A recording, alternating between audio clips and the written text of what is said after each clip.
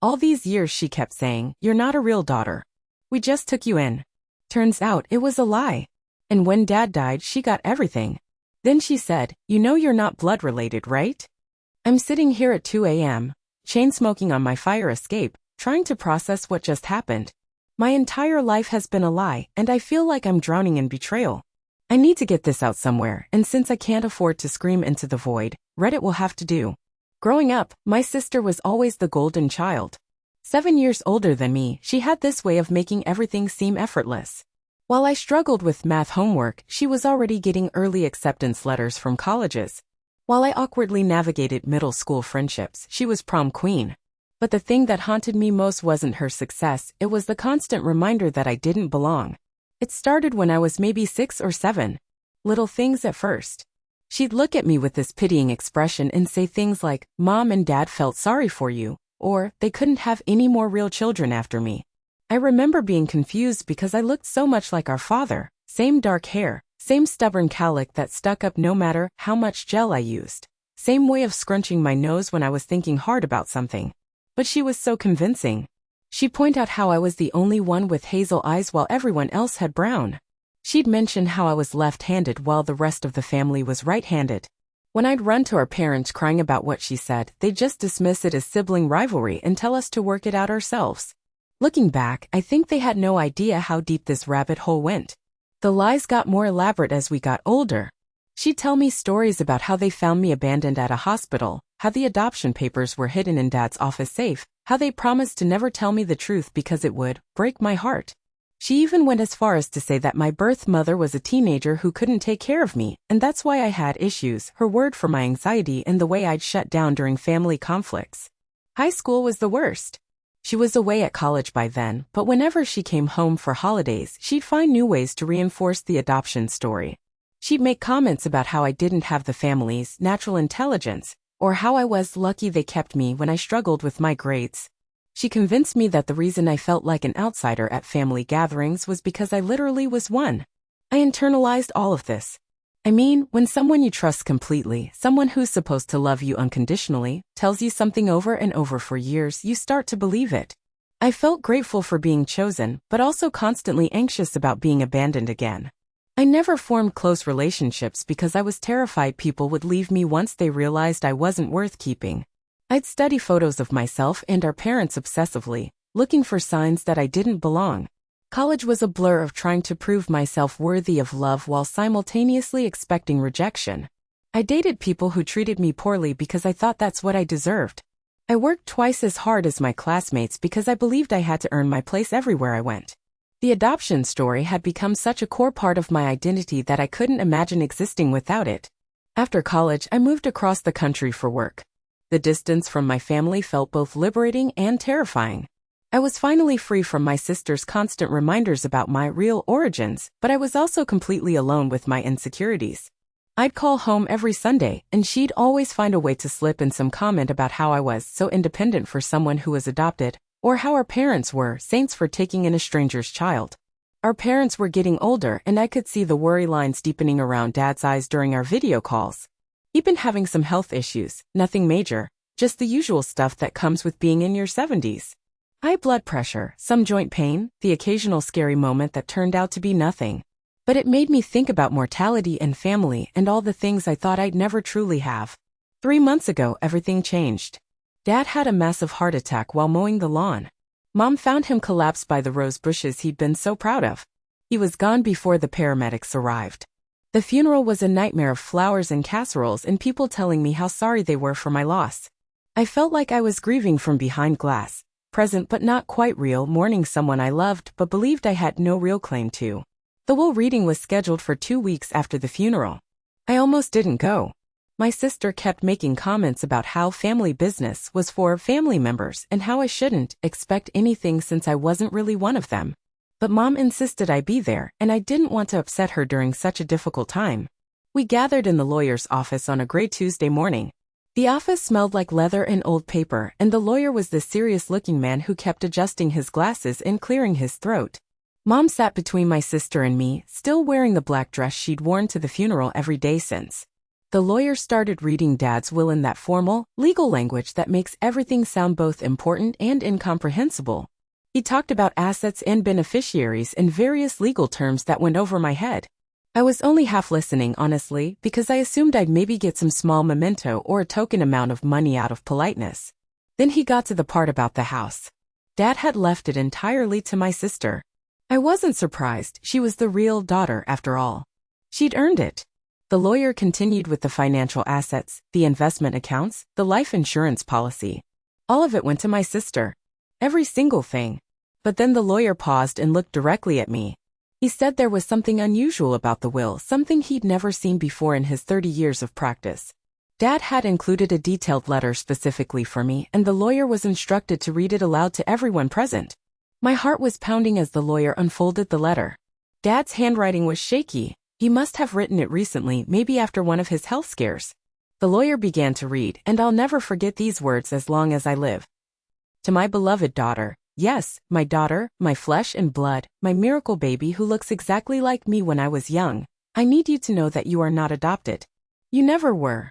You are my biological child, born to your mother and me after the doctors said we couldn't have any more children. You are our miracle, our blessing, our proof that sometimes the impossible happens. The room went completely silent. I could hear my own heartbeat in my ears.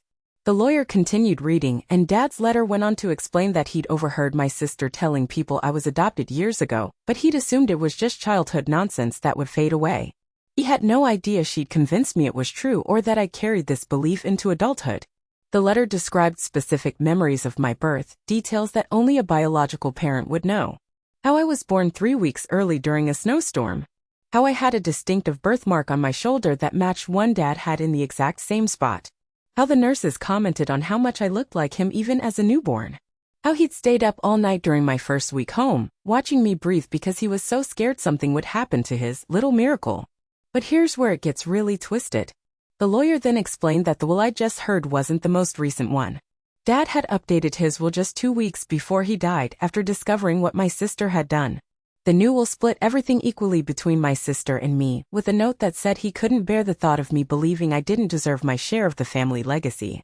The problem was that my sister had somehow gotten to the lawyer's office before the rest of us and convinced him that the newer will was a mistake, that Dad had been confused due to his medication. She presented herself as the responsible older daughter who needed to protect the family's interests. She'd actually managed to have the newer will declared invalid, claiming Dad wasn't of sound mind when he wrote it. I sat there in complete shock, trying to process everything. My entire identity had been built on a lie. I wasn't adopted. I was the miracle baby my parents had desperately wanted. I belonged to this family just as much as my sister did. But by the time I learned the truth, she'd already manipulated the system to exclude me from what should have been mine. Mom was crying quietly, and I realized she must have known what my sister had done but felt powerless to stop it. She kept apologizing, saying she thought it was just harmless teasing between siblings, that she never imagined it would go this far. My sister sat there with this satisfied smile like she'd won some game I didn't even know we were playing. When the lawyer finished, she turned to me and said, "Well, now you know the truth. But it doesn't really matter, does it? You've lived your whole life believing you were adopted, so what's the difference? You're still the same person." Then she had the audacity to pat my hand like she was comforting me. I walked out of that office feeling like I was in a nightmare. Everything I thought I knew about myself was wrong, but I couldn't even be happy about learning the truth because I'd lost everything that should have been mine. My sister had stolen more than money or property. She'd stolen my sense of self, my confidence, my ability to form healthy relationships, my entire understanding of where I came from. That was 3 months ago, and I've been trying to figure out what to do since then. I hired my own lawyer to contest the will, but it's been an uphill battle. My sister had covered her tracks well, and proving that Dad was mentally competent when he wrote the newer will is nearly impossible now that he's gone. Update 1. Holy crap, I can't believe how much response this got. Thank you to everyone who reached out with advice, legal resources, and just general support. I've been reading every comment, and some of you have given me ideas I never would have thought of on my own. A lot of you suggested I look for evidence of Dad's mental competence around the time he wrote the second will. Well, I took that advice and started digging through his personal stuff that Mom let me take from the house. I found something incredible. Dad had been keeping detailed journals for the past 5 years. Not just random thoughts, but organized, chronological entries about his daily life, his health, family events, even his investment decisions. The entries are clear, logical, and show absolutely no signs of confusion or mental decline. In fact, the entries from his last few weeks are some of the most lucid and emotionally articulate writing I've ever seen from him. But here's the kicker: he wrote extensively about discovering what my sister had done. He'd apparently overheard a phone conversation she had with one of her friends where she was bragging about how she'd convinced me I was adopted and how I'd never challenge her for the inheritance because I thought I didn't deserve it. She actually laughed about it, according to his journal entry. Dad wrote about how heartbroken he was, how guilty he felt for not realizing sooner what was happening. He blamed himself for not paying closer attention to the dynamic between my sister and me. He wrote about staying up nights trying to figure out how to fix the damage that had been done to me without making things worse. The journal entries show he spent weeks researching how to update his will, consulting with multiple lawyers, and making sure everything was legally sound. He even had a video call with his doctor 2 days before writing the new will, specifically to document his mental state for legal purposes. The doctor confirmed he was sharp, focused, and completely competent to make legal decisions. My lawyer says this journal is exactly what we needed. It's evidence that Dad was not only mentally competent but that he had clear, rational reasons for changing his will. It also proves that my sister's actions were deliberate and malicious, not just harmless sibling teasing like she claimed. But the really devastating part is what I found in the very last entry, written the day before he died. He wrote about how he was planning to sit down with both my sister and me to reveal the truth about everything. He wanted to confront her about the lies and help me understand that I was truly his daughter, that I'd always belonged to this family. He was going to do it that weekend. He never got the chance. The heart attack happened the next morning. I've been crying for 3 days straight since finding these journals. Not just because of the inheritance stuff, but because I finally understand how much he loved me. All those times I thought he was just being polite to his adopted daughter, he was actually looking at his miracle baby who almost didn't exist. All those times I felt like I was imposing on family moments, he was treasuring having his complete family together. My lawyer filed a motion to have the original will reinstated based on this new evidence. My sister's lawyer tried to argue that the journals could have been fabricated, but Dad's handwriting is distinctive, and the ink and paper age match up with the dates. Plus, we found receipts for the legal consultations he mentioned, and the lawyer he worked with confirmed the timeline. The court date is set for next month. I'm terrified but also hopeful for the first time in years. Update 2. I don't even know where to start. The court hearing happened last week, and I'm still processing everything that went down. My sister showed up with her lawyer, and I could tell she wasn't expecting this to be a real fight. She'd gotten so comfortable with her version of reality that she seemed genuinely surprised we had substantial evidence against her. When my lawyer presented Dad's journals, her face went completely white. But then her lawyer pulled out something I wasn't expecting, a stack of documents that he claimed proved Dad had been showing signs of dementia for months before his death. Medical records, prescription information, even statements from some of his friends saying he'd been confused or forgetful during their last conversations with him. My heart sank. I thought we were about to lose everything again. But then my lawyer asked to cross-examine the witnesses my sister had brought. That's when things got really interesting. It turned out that most of the friends who said Dad was confused were actually my sister's friends, not his. People who barely knew him but were willing to say whatever she asked them to say. The medical records were real, but they were from 2 years ago when Dad had briefly taken medication that caused some temporary cognitive issues. He'd stopped taking that medication and had been completely clear since then. The judge was not impressed with my sister's tactics. But the real bombshell came when my lawyer called Mom to testify. I had no idea Mom was going to take the stand. She'd been so quiet through this whole process that I thought she was just going to stay neutral. But when she got up there, she completely destroyed my sister's case. Mom testified that she'd known about the adoption lies for years. She'd confronted my sister about it multiple times, but my sister had convinced her that it was just a joke between us, that I knew it wasn't real. Mom had believed her because she couldn't imagine anyone being that cruel to their own sibling. But then Mom revealed something that made the entire courtroom go silent. She'd been secretly recording conversations with my sister for the past few months because she suspected my sister was manipulating the inheritance situation. She'd been trying to gather evidence to protect me, but she hadn't known how to use it. The recordings were devastating. In one, my sister explicitly talked about how she'd convinced me I was adopted specifically to make me feel like I didn't deserve any inheritance. In another, she laughed about how easy it had been to manipulate me and how she'd been planning this for years.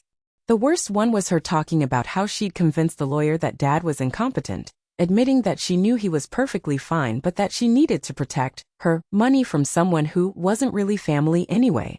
My sister's lawyer tried to object, but the judge allowed the recordings as evidence.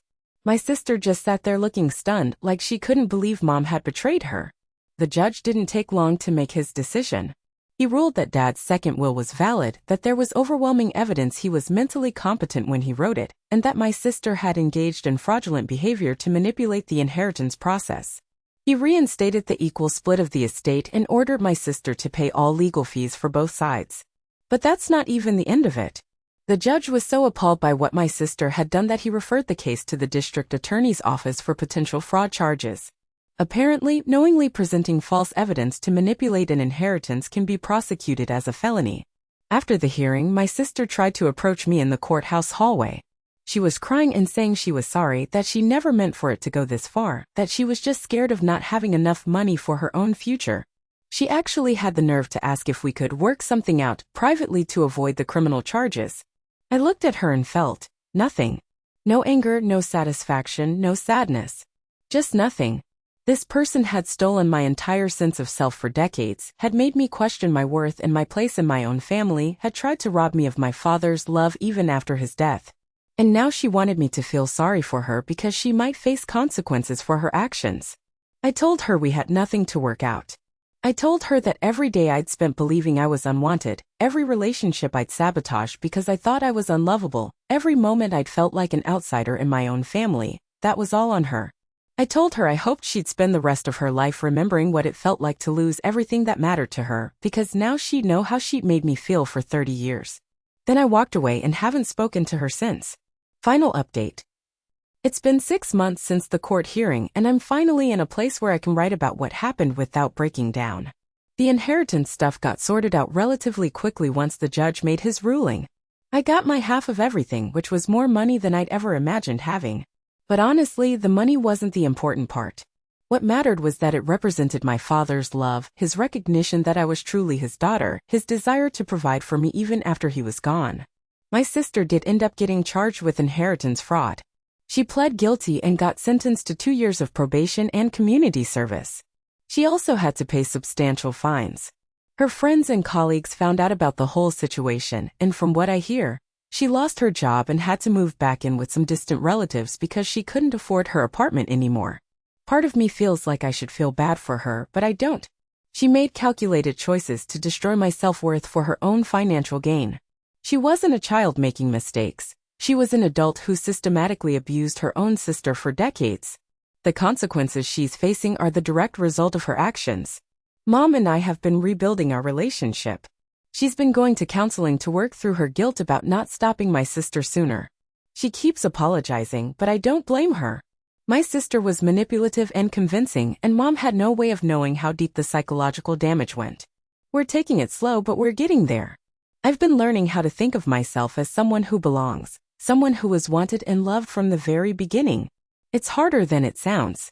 30 years of believing you're not really part of your own family doesn't just disappear overnight. But I'm making progress. I bought a house with part of the inheritance money. It's nothing fancy, just a small place with a garden where I can grow the same kind of roses Dad used to tend. Every morning when I water them, I think about how he called me his miracle baby, how he loved me just as much as he loved my sister, how I never had to earn my place in his heart.